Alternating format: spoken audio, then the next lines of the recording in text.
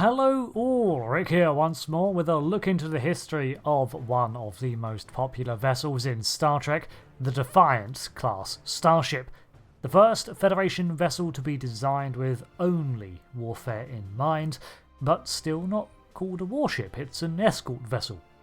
Clearly. When Starfleet encountered the Borg, they began a radical overhaul of their fleet, suddenly aware of how much further they had to go in terms of technology and the level of some of the threats out there that they could not cope with currently. The first design they started from scratch was the Defiant class escort, made entirely to combat the Borg.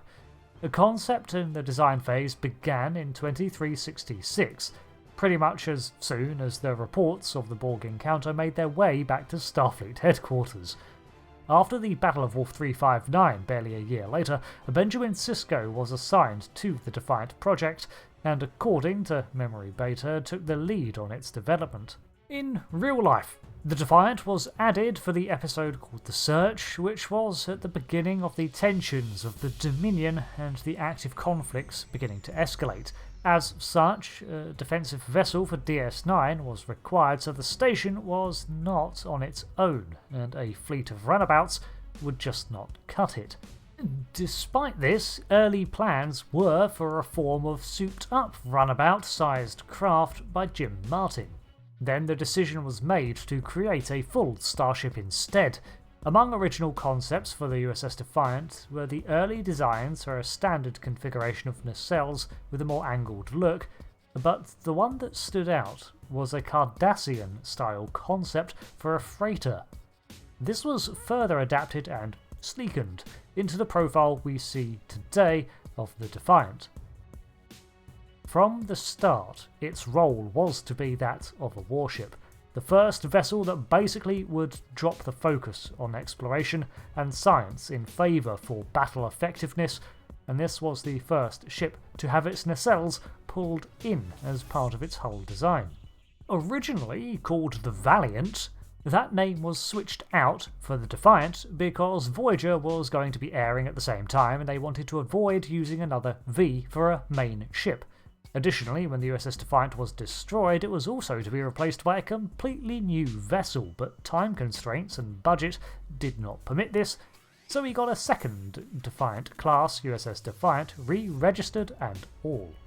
Switching to the lore of the shows now.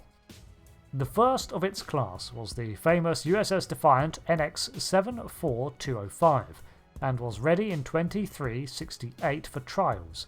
This prototype had a lot of testing to undergo to iron out the numerous design issues. Among these problems was the innate fact that it was far too powerful for its size. This excessive power was tied into its weapons systems and drawn from the warp core. However, the vessel would literally begin to shake itself apart when flying at maximum speeds and running on full power. A more conservative warp core would have depowered the vessel to safer levels, but so interconnected and specialised was the Defiant that this would have required a radical redesign and undermined the vessel's role. The initial prototype was developed and constructed at Utopia Planitia Fleet Yards, while further designs were slated to begin production at the ASDB Integration Facility at Antares 4. As more designs came to the fore, like the Akira, Sabre and Steamrunner classes, which were far more balanced, more effort was put into these ships, developing them faster than the Defiant, overtaking the ship and eventually putting a halt to the testing of the Defiant. This shelved the project for 3 years, until the threat of the Dominion War required Station Deep Space Nine to have a stronger defensive presence. Sisko, in charge of DS9, reached out to Starfleet Command and convinced them to take the Defiant out of storage and commission it to service in 2371. The missions that the Defiant was expected to undertake were those of patrols and combat, but it bore the brunt of the backlash from those within Starfleet who felt that the direction Starfleet was heading was too aggressive. This was understandable, as the vessel bore many of the institution's most powerful developments in weaponry and battle systems, with little regard given to comfort or the goals of exploration. For the USS Defiant, Space is a commodity, and there is probably even less room than you might suspect on first look. For a start, the two wings are the warp assembly, so there is no space in there. The rear of the vessel is mostly reactors and impulse drives, and the nose is armament storage, so it's only really a portion of the middle section that is habitable deck space. For this reason, everything a starship would have to operate is there, just minimised, from the double quarter bunk beds to the size of main engineering, well, the only engineering. The medical bay 2 only featured 3 beds and 1 chair with a desk in the corner for the doctor's office. The main bridge was one of the most spacious rooms, but even this was reduced in scale compared to a regular starship bridge, and you can forget the recreational facilities or even a bar. It only had a rudimentary mess hall. The Defiant class was 170 metres long, 134 metres wide, and only 30 metres tall.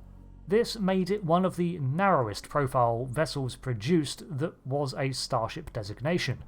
It was only 3 decks tall, however. It featured other spaces for its inner workings that were accessible, possibly explaining why it was also listed as 5 decks. Its crew complement was only around 45, and an emergency capacity of only 150. It had a mass of 355,000 metric tons, and was equipped with a specialised warp core rated at 1,500 plus Cochranes, which for comparison is the same sort of reactor you would put in a Nebula-class vessel, a ship over 9.3 times the mass of the Defiant class, for a scale comparison. So when Starfleet had concerns of the vessel's suitability, hopefully you can see where they were coming from.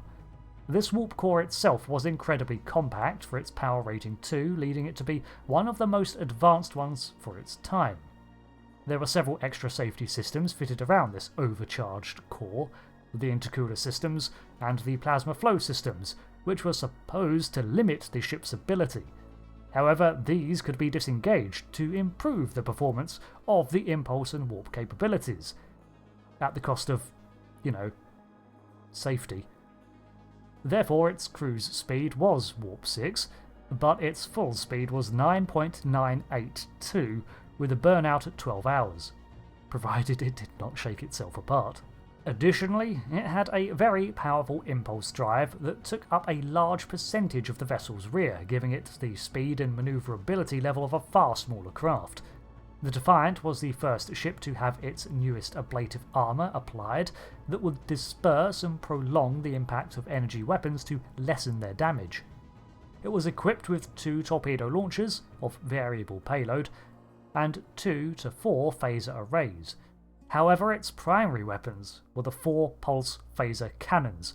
Now, I've covered these weapons in a recent video already, but suffice to say, they were very much a specialty for this ship before they passed into wider use.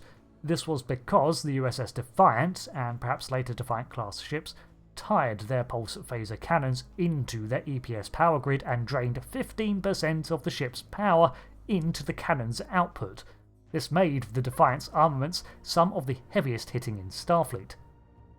As part of rising tensions with the Dominion, the Romulan Star Empire permitted the Defiant to operate with a Romulan cloaking device in addition to its already impressive loadout, with the addendum that it only be used in the Gamma Quadrant and that all intel gathered was shared.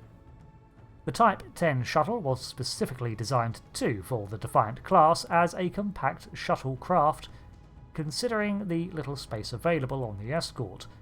One advantage for its size was the fact that it was capable of planetary landings, so its complement of these shuttles was only 2. While the ship was too small to feature any sort of separation systems, it could separate the front nose of the ship, which contained the ship's complement of torpedoes, and itself be used as a warhead in a last-ditch effort to deal catastrophic damage.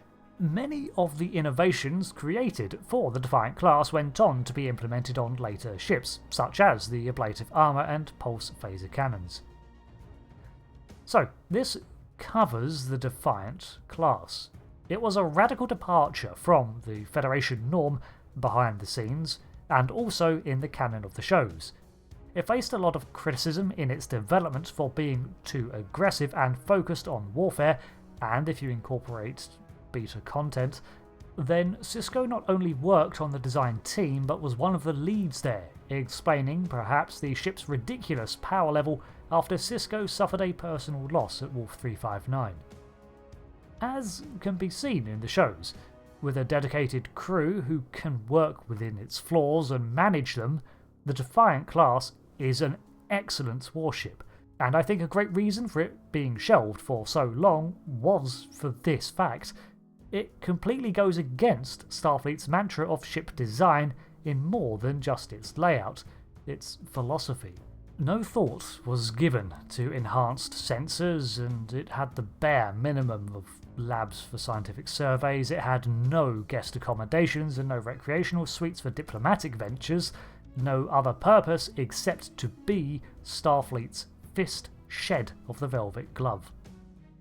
Other vessels, such as the Akira and Luna, served as strong defensive ships too, but they also had other duties and utility, but were also larger, while the Defiant was lean and very mean. It remains to be seen if Starfleet would ever produce such a single-minded vessel again. And when outfitted with a cloak, as other Defiant-class vessels have been shown to have, it is a very dangerous ship, probably in more ways than even things like the Sovereign. Because the Sovereign might be powerful, but it has options, whereas the captain of a Defiant generally only has the proverbial hammer in their toolkit. But it is damn cool. Thanks for watching this breakdown of the Defiant vessels. I've been Rick, and until next time, thanks again, and goodbye.